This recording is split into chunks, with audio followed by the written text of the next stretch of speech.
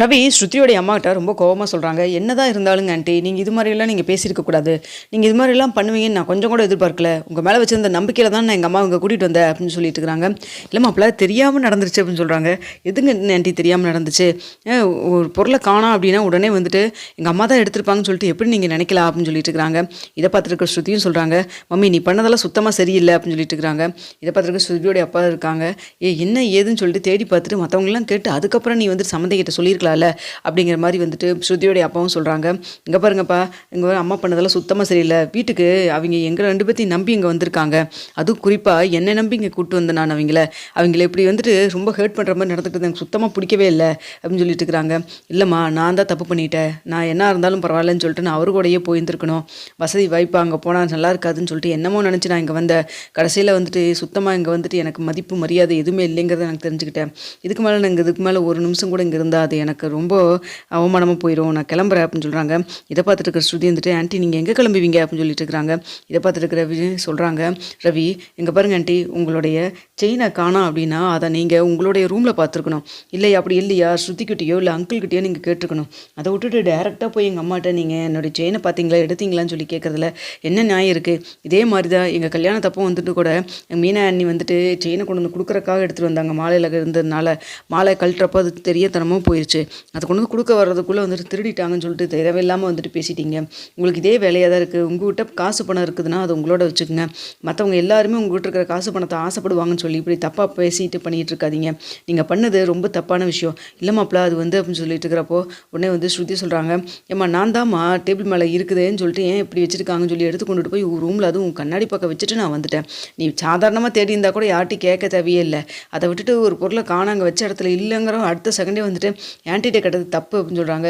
இல்லை இல்லை ஸ்ருதி, இங்கே தான் அவங்க இருந்துகிட்டு இருந்தாங்க, ஸோ பார்த்தாங்களான்னு தான் கேட்டேன் அப்படின்னு சொல்கிறாங்க. அம்மா கேட்குற விதம்னு ஒன்று இருக்குல்ல, நீ கேட்குற மாதிரியே கேட்டேன், எனக்கு எல்லாம் தெரியும், நீ எப்படி கேட்டிருப்பீன்னு எனக்கு தெரியும் அப்படின்னு சொல்லிட்டு இருக்கிறாங்க.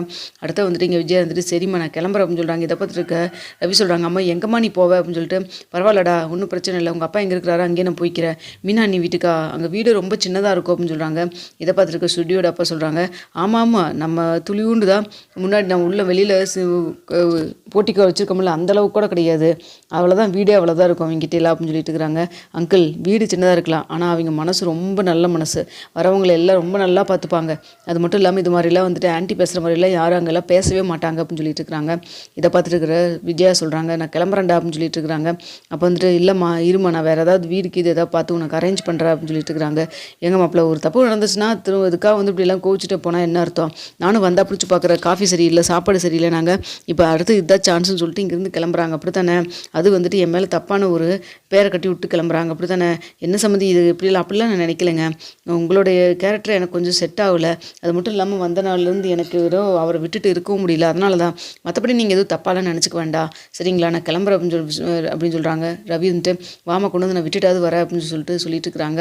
இல்லைடா பரவாயில்லடா நானே போய்க்கிறேன், ஆட்டோக்கு சொல்லிவிட்டு வந்து வெயிட் பண்ணிகிட்டு இருக்கேன், நான் கிளம்புறேன் அப்படின்னு சொல்லிட்டு அவங்க வந்துட்டு ஆட்டோவில் ஏறி வெளில போகிறாங்க. போனோன்னு வந்துட்டு சரி நம்ம இவன் மனோஜுக்கு கால் பண்ணி பார்க்கலாம், அவன் என்ன பண்ணிட்டு இருக்கிறான்னு, அவனுக்கு அங்கே சௌரியமாக இருக்கா இல்லையா, இல்லைன்னா 2 பேரும் சேர்ந்து ஏதாவது ரூம் எடுத்துருக்கலாமா அப்படிங்கிற மாதிரி நினைக்கிறாங்க.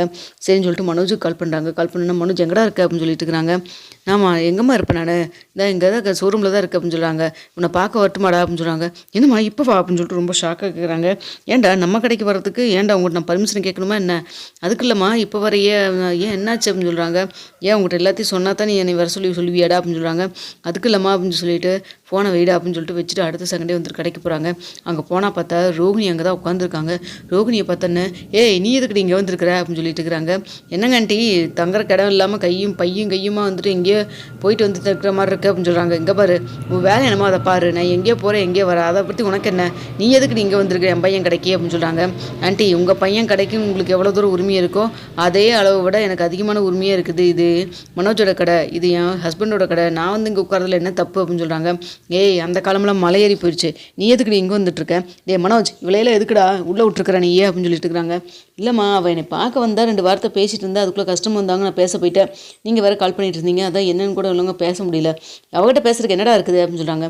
அப்படியெல்லாம் சொல்லிட முடியாதுல்லம்மா, அவனை எனக்காக 5,00,000 ரூபா கொடுத்து என்னைய உள்ளேருந்து வெளில எடுத்துருக்கிறா. இப்படி இருக்கிறப்ப அவகிட்ட நான் எப்படிமா அப்படிலாம் பேசிட்டு அப்படின்னு சொல்கிறாங்க. ஏன்டா ஏற்கனவே உங்கள்கிட்ட சொன்னது தான்டா, 5,00,000 ரூபா அவள் கொடுத்துட்டானா அது பெரிய விஷயமாயிருமா? இந்த 5,00,000 ரூபாய் கொடுத்து அவள் கணக்கை முடிச்சு விடு. இதுக்காக வந்துட்டு அவகிட்ட பேச்சுவார்த்தை வச்சுக்காத நான் சொன்னேன்ல அப்படின்னு சொல்கிறாங்க. அம்மா வீடு இப்போ இருக்கிற நிலமையில 5,00,000 ரூபா இருந்தால் நான் வந்து வேறு ஏதாவது பிஸ்னஸுக்கு எது நான் யூஸ் பண்ண மாட்டேன், நான் அவகிட்ட எதுக்குமா கொடுக்க போகிறேன் அப்படின்னு சொல்லிட்டு இருக்கிறாங்க. டேய் நீ இப்படிலாம் இலக்காரமாக இருக்கிறனால தான்டா இப்படி இருக்கா, இப்படிலாம் நீ பண்ணினா கண்டிப்பாக உனக்கு டைவர்ஸே கிடைக்காதுடா அப்படின்னு சொல்கிறாங்க. அம்மா பரவாயில்லம்மா, டைவர்ஸ் கிடைக்காட்டி பரவாயில்ல, நான் இவ்வளோடய சேர்ந்து வாழ்ந்துக்கல அப்படின்னு சொல்லிட்டு இருக்கிறாங்க.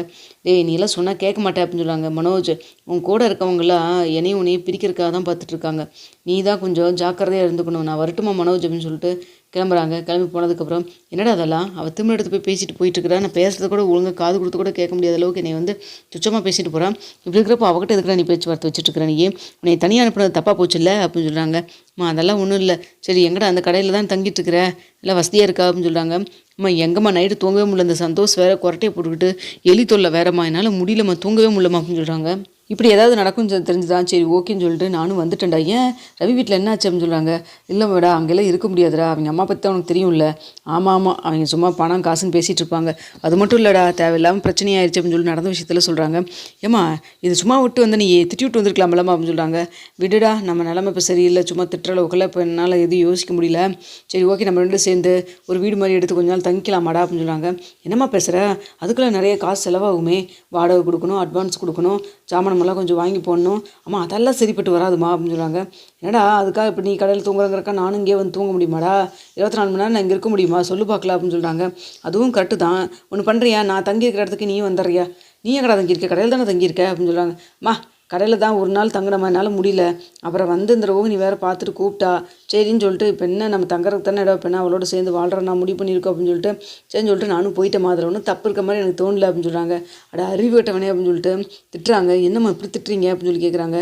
ஏண்டா அவள் கொஞ்சம் கொஞ்சமும் உன்னையா அவள் சைடு இழுத்துட்டு இருக்கிறா, அது கூட விட உன்னால் புரிஞ்சுக்க முடியல அப்படின்னு சொல்லிட்டு இருக்கிறாங்க. அம்மா அப்படியெல்லாம் இருக்க மாதிரி எனக்கு தெரியலம்மா அப்படின்னு சொல்கிறாங்க.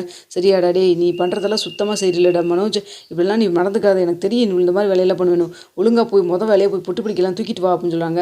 எதுக்குமா தூக்கிட்டு வந்து மறுபடியும் இந்த கடையில் தூங்க சொல்கிறீங்களா, என்னாலலாம் முடியாது. இல்லைடா நம்ம தனியாக ஒரு ரூம் எடுத்து வீடு எடுத்து பார்த்து போயிடலாம், அதுக்கெல்லாம் யாரும்மா காசு கொடுக்குறது, எங்கிட்டலாம் அவ்வளோ காசெல்லாம் இப்போதைக்கெல்லாம் இல்லைம்மா, நீங்கள் வேறு கொஞ்சம் அமைதியாக இருமா, நான் ஃப்ரீயாக போய் அங்கே போய் தங்கிக்கலான்னு பார்த்தா நீங்கள் இப்படி பண்ணுறீங்க, நீங்களும் வாங்க அவட்ட நான் சொல்லிடுறேன், அவள் ஒன்றும் சொல்ல மாட்டாமா அப்படின்னு சொல்லிட்டு இருக்கிறாங்க. ஏண்டா நீ தான் மானங்கிட்டு போய் அங்கே போகிறேன்னா நானும் மாட வர முடியும் அப்படின்னு சொல்லிட்டு ரொம்ப கோவமாக பேசிட்டு கிளம்பிடுறாங்கம்மா. இருமா எங்கம்மா போகிறேன், உன்னை நம்பி வந்தேன் பார்த்தியாடா, உன்னை நம்பினதுக்கு வீட்டில் இருக்க எல்லாத்தையும் நடுத்தரில் விட்டு மட்டும் இல்லாமல் நீ அவ பின்னாடி சுற்றிட்டு இருக்க, இல்லைடா இனிமேல் என் மூஞ்சிலே முடிச்சிடாதுன்னு சொல்லிட்டு கோவமாக பேசிட்டு கிளம்பிடுறாங்க.